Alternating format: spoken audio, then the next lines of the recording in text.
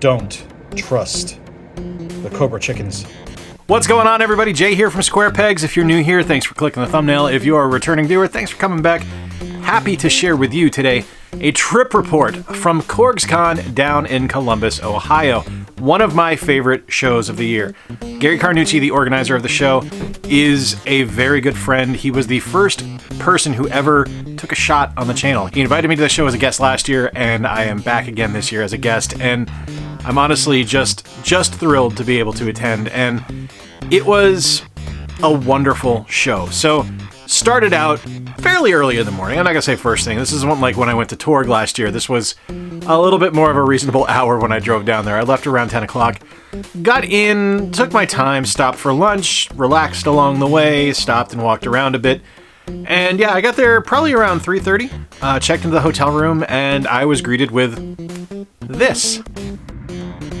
So checked in at the hotel, our lovely hotel.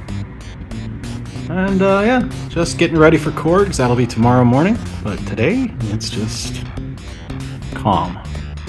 But seriously, what the? So yeah, not the greatest hotel room, but it did have a fairly decent view. There was some wildlife that we were able to see. This is Ohio wildlife right outside of my hotel room sliding glass door.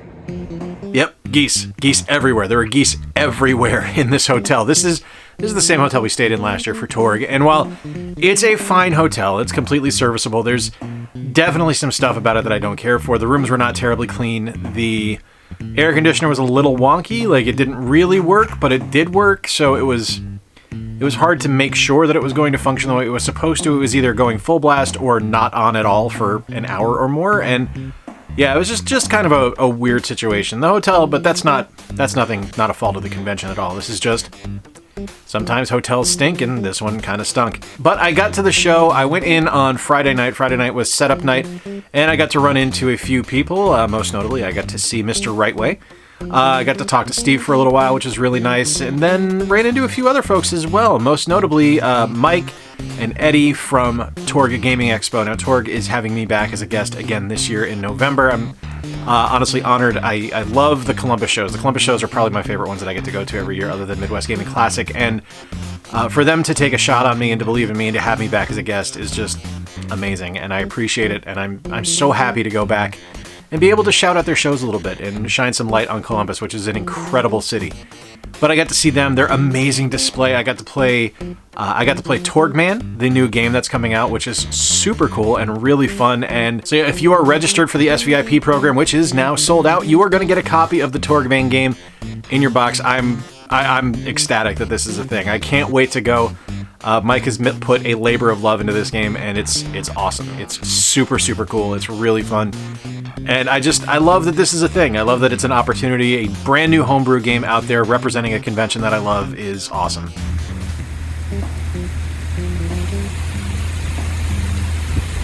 A little bit rainy here at CORGS-Con the day of setup, but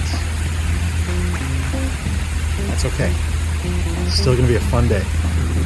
That's a big-ass bird. After that, I went out to dinner. It was me and Mr. Rightway, and this is when I discovered that Google Maps does not know what roads are one-way in downtown Columbus. Yeah, totally went down the wrong way on a one-way road. That was fun. Should have been paying better attention, but Steve and I were talking about analytics, so I was a little bit distracted by numbers. I'm a dumbass, basically, is what it boils down to. But anyway, we went to Hound Dog's Pizza. We got to hang out with the guys from Torg, the immortal John Hancock, our friend Justin, who is just an incredible guy. And it was wonderful. You know, I got to hang out with Brian from BD Retro Mods, and it was great. It was so nice to have these guys kind of open their city up to us and bring us to a local place and have some amazing food and get to spend some time with them. And it was kind of the precursor for a great weekend. But when I got back to the hotel room that night, I found what was my fourth roommate of this trip. So it's a little bit of a joke. So when this was first figured out that I was going to be going back to Corgs, Initially, I was going to room with John Riggs, but John wasn't able to go this year, so then I was going to room with Game Dad. And then Chris wasn't able to go. And then I was going to room with Tim Kitzrow, who is the voice of NBA Jam. He sounds a little bit like this. Boom shakalaka! There it is. And then I found out about a week before the show that I was actually going to be rooming with Nintendo. Now, longtime viewers of the channel will know that I am a massive, massive fan of Andrew's work, but more so on his game development side. I love his channel, don't get me wrong. I think it's a fantastic channel, and it's a great ideal to strive to, but I, in particular, became a huge fan of his work because of his game, Carl. And it was so nice to get to talk to someone and, let them know my personal feelings about their game and just get to know them and have it just be exactly who I thought it was going to be. It's something I've learned that if John Riggs says that they're a good person, you can take that to the bank. He told me that Drew was awesome. I expected nothing less, and it was great to be able to chat with him and talk to him. And the next morning, we went to the convention together. It was really cool. I didn't have a table this year, which I was fine with. I actually told Gary to not give me a table this year. I would rather he sold the table for people to actually, vend stuff and him make a little bit of money on it than me just have a table that I probably wouldn't be at most of the day. So, yeah, I just ended up walking around most of the day with Drew, and it was really neat to be able to kind of talk to him about games and discover games that I had never heard of, and for him as well. He learned about some games from me, which was really cool, and it was just so refreshing to have, one, an accountability partner, as he put it, for to kind of curtail our convention spending, as well as someone to just not feel awkward with if there was nothing to say. It was just nice to have comfortable silence as opposed to feeling like I needed to fill up every second of conversation with somebody. It was just an incredibly rewarding experience, and to be able to walk around with him and learn about all this incredible stuff that he knew about and be able to introduce him to some of the stuff that I had worked on and that I knew about was really cool. We got to do a panel, which was awesome. We did a panel with the Immortal John Hancock, with Mr. Rightway, and with Adam Korlick, and it was great. We had a fantastic show out. There were a couple of kids that were asking questions the whole time, and they absolutely stole the show, and it was amazing, and they were great. And little dude, if you're watching, not changing my opinion on Fortnite, but your Fortnite dances were pretty sick, dude. You did pretty well on that one. It was a really fun panel. It was a really interactive panel, and I really enjoyed being able to talk about not only the YouTube experience I have as a content creator, as kind of the new kid on the block as compared to everybody else, but also from a game development perspective. Some people asked some questions about game development and was able to kind of talk towards that as well from my QA background. And it was amazing. And the show was great. And it was a truly wonderful time. After the show, we went out to dinner. It was myself and Nintendo and John Hancock and our friend Justin, and we went to a place called the Winking Lizard, which is a restaurant I discovered in November when I was there for Torg. And it's bar food. I mean, like, it's a tavern, but it's really, really good bar food. And it was so cool to be able to just sit outside with three people that I consider friends and just talk for about 3 hours. And it was awesome. It was a really great experience. It's a wonderful city and a magical show with an unbelievable selection of stuff. And to be able to share that with people I care about was really nice. The next day, we were going to go out to breakfast. Drew wasn't feeling well, so he slept in. But I did go out to breakfast with Justin and John. We went to First Watch and had Millionaire Bacon, which is unbelievable, and a great breakfast. And then I was on my way home. And I'm going to show you my pickups and everything like that. Don't you worry about that. But I want to talk a little bit about the show first off.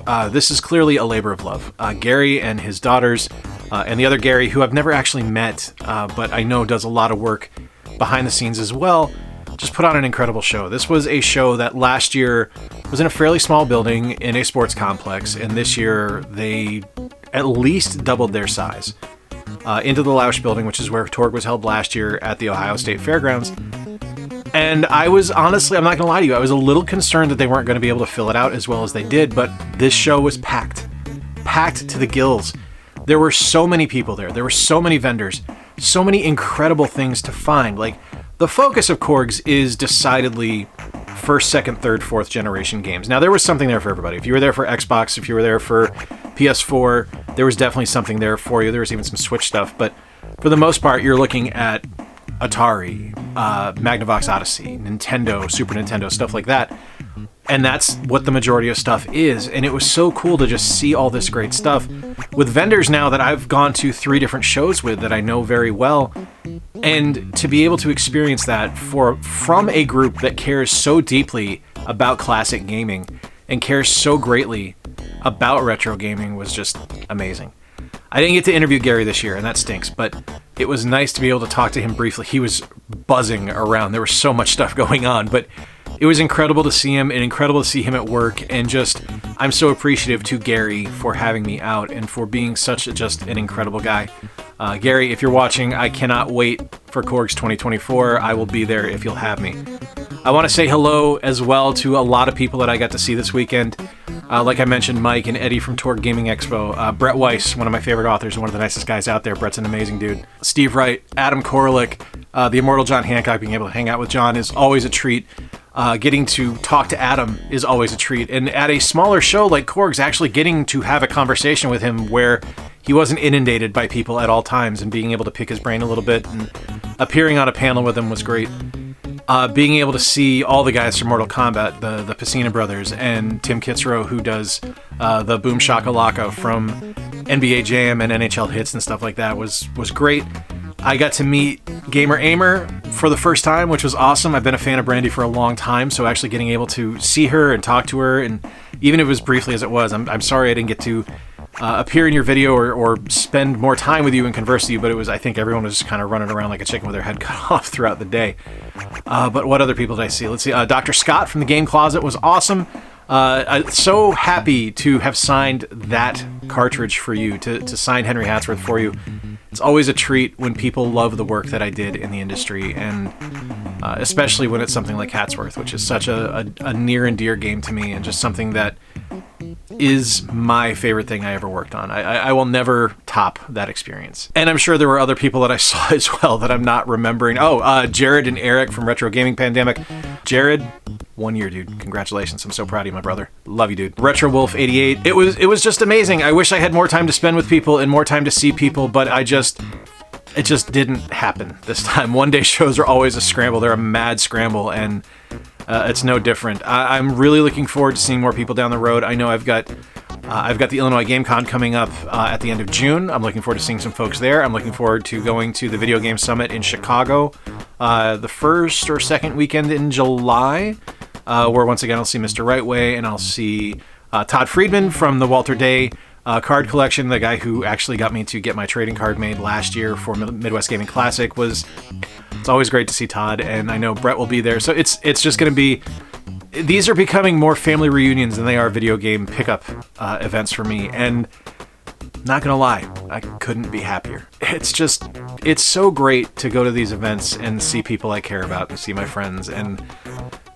when I first started going to events, Riggs told me that the best part of these events, it's not the pickups, it's not the games you buy, it's the memories you make. And it sounded cheesy, but it's 100% true. Like, I'm so excited to go to Siege because I get to see Scott and Jen from Retro Rivals for the first time, who are dear friends that I adore, that I've never met in person, that I just love, and I can't wait to meet them. Same thing with Mort from Mort's Garage.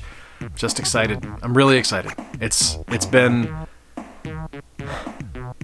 gratifying. But okay, pickups. Let's talk about pickups real quick. All right, first and foremost, let's go through pickups real fast. Really excited to, for the first time in my life, own an NES Max. I've never, ever had this controller.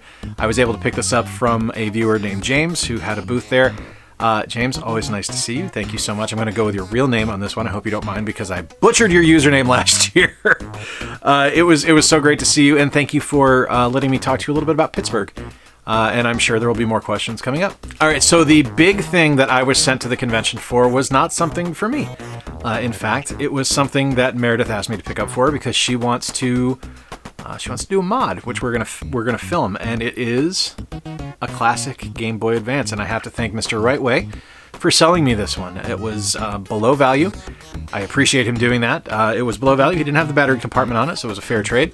And yeah, this was something that she wanted to get. She's going to be doing an IPS mod and a case swap and some button swaps and all kinds of different swaps and stuff like that. And I'm stoked that I was able to get it for her. And at a great price too, not too expensive. Steve, thank you so much for being fair. I appreciate that. And yeah, video for that coming sometime this summer where she actually mods this. She's got some stuff to finish up first for school, but once she's done with that, we'll be taking a look at this. In the spirit of the Game Boy Advance, the other thing that I was sent for was, if you get me a Game Boy Advance, just find me a game. While she was kind of being nice about not saying what specific game she wanted, there was one game she really wanted, and it's this one. Legend of Zelda, the Minish Cap. Now, why the Minish Cap? It's real simple. She loves Zelda. It's her favorite series, and as much as she enjoys playing Minish Cap on the Switch, she has overwritten her save several times and has lost progress, and it's frustrating for her, so I got her the cart so she'd be able to play it this way and play it on her brand new Game Boy Advance that she's modded out with a beautiful screen, and yeah, so that's the answer there. Next up was a GBA game for me, and that was Lady Sia. Now, this is something that Radical Reggie suggested on a Hidden Gems video with Jason with Metal Jesus Rocks a few years ago. And it's something I've had on my list for a while. I've played the ROM and I thought it was fantastic, but I had never really found it for a decent price. But I was actually able to pick this one up. I got a $5 off deal on it. And yeah, stoked to have it. Reggie, you're spot on. This game's great. So if you're watching, thanks, Reg. Appreciate it. I was able to get a flash drive from the immortal John Hancock, holding all of his games that he has made. They're all on here. Can't wait to play them. I've played most of them already, but it's nice to have them in ROM form. And it's really, what a great idea, right? Like to put all your ROMs just on a thumb drive to pop in and use on an emulator. Fantastic call. Also from John, I got a box for ice hockey. I had the manual, I had the cartridge, I had the dust sleeve, but didn't have the box. John brought this for me from Washington. Thank you so much, my friend. I really appreciate it. Complete in box now. Stoked for that. Here is one I picked up from my friend Kevin, and you can check out his channel, linked on screen right now. This is Outrun 2 for the Xbox. He posted a picture of this about a month before the show, and I said, are you going to have that at Corgs? Because I want to put my name on it. I need to buy that game. He brought it for me, picked it up. I love the Outrun series. Really excited to play this one. I've never done it, so this one should be really fun. You guys know about the Mega Man Shrine that I have, and I have been trying to build out the Mega Man collection to get all the games on the NES, and I'm only one away now, because at Corgs I picked up Rockman 2. One of the nice things about the Mega Man games is you don't really need to know Japanese. There's plenty of English in there, and you can figure out what you need to do. And I also got a Rockman 4, so that gives me 2, 3, 4, 5, and 6. Now I just need to find a copy of Mega Man 1 or Rockman 1 at a decent price, and we'll go from there. And the last one is a pickup for you guys. We're going to be doing a giveaway, I think, once we get to 10,000, because it's going a lot quicker than I expected it. I'm probably going to be there before the end of the year, and when we get to 10,000 subscribers, we will be doing a giveaway for Henry Hatsworth in the Puzzling Adventure. I will autograph it if you like. If not, I'll send it to you as is, but I figured how cool would it be to send you something I actually worked on. I found a copy of this at the show, and I feel it's kind of my duty to evangelize the love of Henry Hatsworth and share it with the world. So yeah, 10,000 subscribers will be doing a Hatsworth giveaway, which sounds odd in the grand scheme of things, but it's the best DS game you've never played. All right, my friends, there you have it. My recap of Corgs 2023 with my pickups. Again, an amazing show. If you are in the Midwest and you have the opportunity, CORGS-Con is a fantastic show to go to. It'll be around the same time next year. Hopefully not Mother's Day weekend, but around the same time. Let me know in the comments down below what you think of the show. If you were there, if we didn't say hi, let me know, and I will make sure I say hi to you next time. Let me know what your favorite pickup is. Until next time, remember to play more games, stay square, and take care. I'll talk to you soon.